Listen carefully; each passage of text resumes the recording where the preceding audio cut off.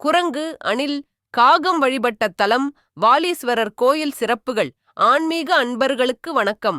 இன்று நாம் தரிசிக்கப் போகும் தலம் இயற்கை எழில் கொஞ்சும் செய்யாறு ஆற்றின் கரையில் அமைந்துள்ள தேவாரப் பாடல் பெற்ற அற்புதத் தலமான குரங்கணில் முட்டம் அருள்மிகு வாலீஸ்வரர் திருக்கோயில்.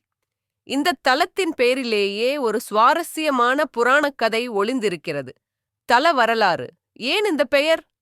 ஒரே நேரத்தில் 3 உயிரினங்கள் இறைவனை வழிபட்டு சாப விமோசனம் பெற்ற தலம் இது. குரங்கு, வாலி. இந்திரனின் மகனான வாலி தனது வலிமை அதிகரிக்க இங்கு சிவனை வழிபட்டார். அணில், இந்திரன்.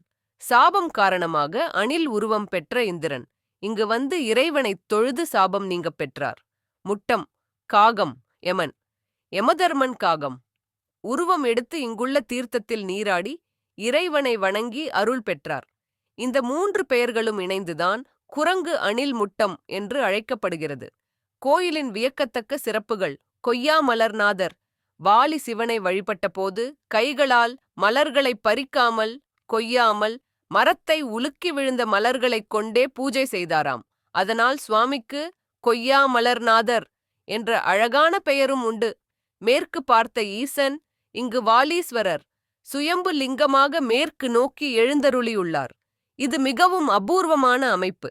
சூரிய பூஜை. ஆண்டுதோறும் சித்திரை மாதத்தில் குறிப்பிட்ட நாட்களில் சூரியனின் ஒளிக்கதிர்கள் நேரடியாக கருவறை லிங்கத்தின் மீது விழுந்து சூரிய பூஜை செய்யும் காட்சியை காணலாம். அபூர்வ துர்க்கை. இங்குள்ள விஷ்ணு துர்க்கை மிகவும் சாந்த சொரூபி. கையில் பிரயோக சக்கரத்துடனும் காலடியில் மகிஷாசுரன் இல்லாமலும் அன்னை காட்சியளிப்பது தனிச்சிறப்பு. வளையல் வழிபாடு.